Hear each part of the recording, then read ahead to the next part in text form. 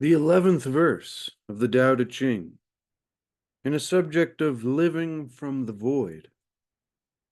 30 spokes converge upon a single hub. It is on the hole in the center that the use of the cart hinges. Shape clay into a vessel. It is the space within that makes it useful. Carve fine doors and windows, but the room is useful in its emptiness. The usefulness of what is depends upon what is not. The usefulness of what is, ladies and gentlemen, depends upon that which is not. Well, welcome back to the channel. It is Tuesday, and you know what that means. Time to do the Tao now. Tuesday Tao from Change Your Thoughts, Change Your Life. Living the Wisdom of the Tao by Dr. Wayne W. Dyer, reading for purposes of teaching and commentary and expanding the mind. So through increased awareness of ourselves, spirituality, psychology, philosophy, we can hopefully increase the quality of our lives and the lives of those around us. Well, living from the void, ladies and gentlemen, let's see what Dr. Wayne W. Dyer has to say about this interesting 11th verse of the Tao Te Ching and how that which is truly useful is that which is not. The space between the bars is what holds the tiger in the cage, not the bars. This is a paradox because we would think and obviously say normally, well, we need some good, strong bars to hold in the tiger. But it's actually the space inside that holds the tiger. And so in this thought-provoking 11th verse of the Tao Te Ching, Wayne Dyer begins, Lao-tzu cites the value of an emptiness that so often and almost always goes unnoticed and unappreciated. He explains this idea with images in the hole in the center of a hub, the space within a clay vessel in the interior of a room, concluding that the usefulness of what is, depends upon that which is not. In other words, separate parts lack the usefulness that the center contributes. This passage invites us to live from the invisible void that's at the core of our very being. That is to change how we think about it. Consider the paradoxical term non-being as you ponder your own beingness. Non-being. As we ponder our own beingness, we're comprised of bones and organs and fluids that are encapsulated by a huge sheet of skin molded to hold us together. There's definitely a distinct quality of beingness that is us in this arrangement of parts, yet if it were possible to disassemble us and lay all of our still functioning physical components on a blanket, there would be no you. Although all of these parts would be there, their usefulness depends upon a non-beingness. Or in Lao Tzu's words, what is not. What I'm getting from that is there is a spiritual component. The spirit or the soul, the life force, the Tao, that is running through us. There's an interesting saying that says, you are not doing anything, but rather you are being done. Imagine lining up the walls of the room you're presently in with all of the elements present. Without the space of the center, it's no longer a room. Even though everything else is the same, a clay pot is not a pot without the emptiness that the clay encapsulates. A house is not a house if there is no inner space for the exterior, which is what we're always so focused on, to enclose this inner space. A composer told me that the silence from which each note emerges is more important than the note itself in the music. I'll read that line again because it's a very important one to ponder on. Music depends upon the space between the notes for its very existence and creation and beauty. A composer once told me, Wayne Dyer says, that the silence from which each note emerges from, the source, is more important than the note itself. He said that it's the empty space between the notes that literally allows the music to be music. If there's no void, there is only continuous sound.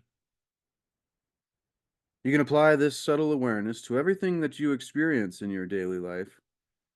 Ask ourselves what makes a tree a tree? The bark, the branches, the roots, the leaves? All of these things are what is, and all of them do not constitute a tree. What's needed to have a tree is what is not. An imperceptible, invisible life force that eludes our five senses. We can't cut and carve and search the cells of a tree. We could do this endlessly, and we will never capture this mysterious void, this source, this Tao, this God force that allows, some may call it a universal animating intelligence, which would be appropriate at this moment in this metaphor. But we could cut and carve and search the cells of a tree endlessly, and we will never capture this invisible life force that is what is responsible. In the first line of this 11th verse of the Tao Te Ching, which reads, 30 spokes converge upon a single hub. It is on the hole in the center that the use of the cart hinges. The hole in the center that's necessary for the movement of the wheel can be likened to the void that's vital for us to move through in our life. You have an inner state of non-being at your center, so take note of what is visible, our body, as well as the invisible essence that our existence depends upon. That Tao part of us, this God force, this animating intelligence, this source. The following is what Dr. Wayne Dyer hears Lao-tzu saying to us from 2,500 years ago today regarding this concept of living in the void in today's world. Number one, your imperceptible center is your vital essence. So take time, ladies and gentlemen, to shift your attention to the so-called nothingness that is our essence. What does it beckon you toward? The space emanates from the invisibleness that's responsible for all of creation, and the thoughts that emerge from our inner self are pure love and kindness. Your inner non-beingness isn't a separate part of you. It is not your ego, I'll add. So seek that mysterious center and explore it. Perhaps think of it as a space contained by your physical self, from which all of our thoughts and perceptions flow into the world rather than trying to have positive, loving notions. Simply be sensitive to the essence of our beingness. The way of the Tao is to allow rather than to try, is to arrive rather than to strive. Thus, allow that essential center of pure love to activate your unique usefulness. Allow thoughts that emerge to enter your physical self and then leave. Allow and let go. Just like your breathing. I love this subject. It's a reciprocity. We can only take so much. And then in order to take more, we are required to give back. So it's like you can only take so much of a breath in. And then you get to this point, then you have to give it back. You have to let it back out. But then once again, you can only give so much. And then you must, once again, take back or breathe in. And this is a reciprocity. This is a perfect flowing, a back and a forth.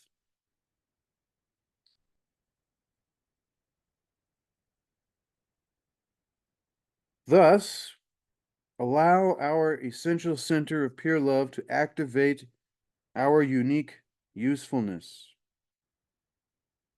Allow thoughts that emerge to enter our physical self and then leave.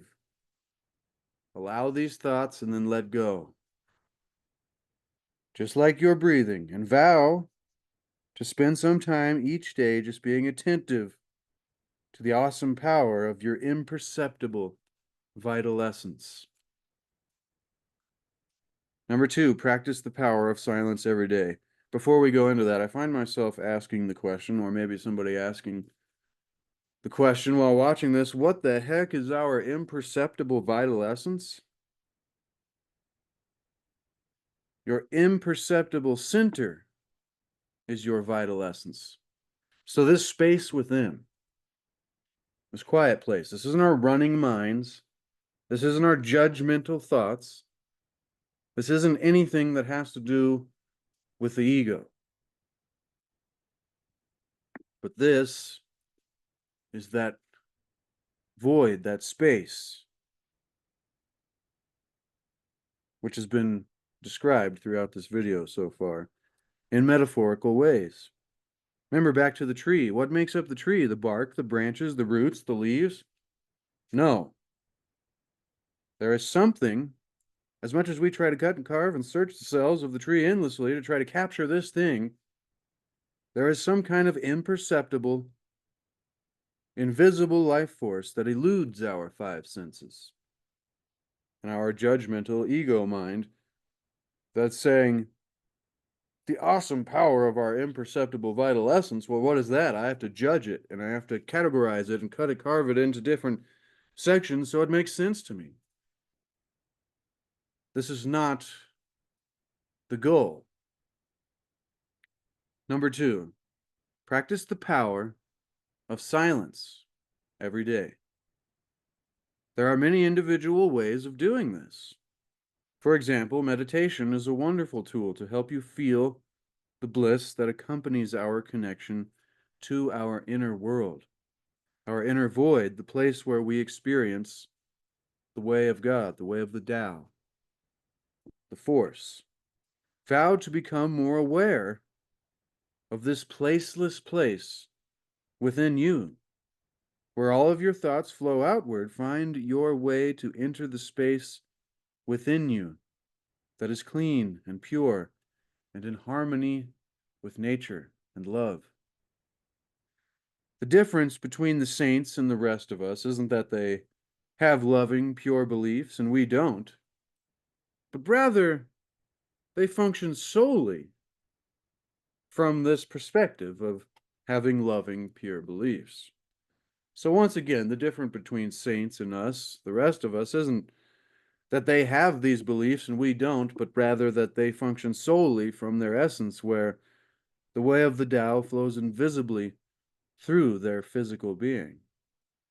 This is the primary purpose of learning to meditate, or simply to be in the silence, inviting your essence to reveal itself and allowing us to live from the void. Now, finally, why you should get this book for yourself, so you can put it on your shelf and reference it if you ever need it, or follow along in future episodes as we continue to go back and reread and re-explore all of the wonderful verses and Wayne Dyer's extrapolations in Change Your Thoughts, Change Your Life, Living the Wisdom of the Tao. But at the end of each one of these wonderful little short chapters, he gives us a section titled Do the Tao Now.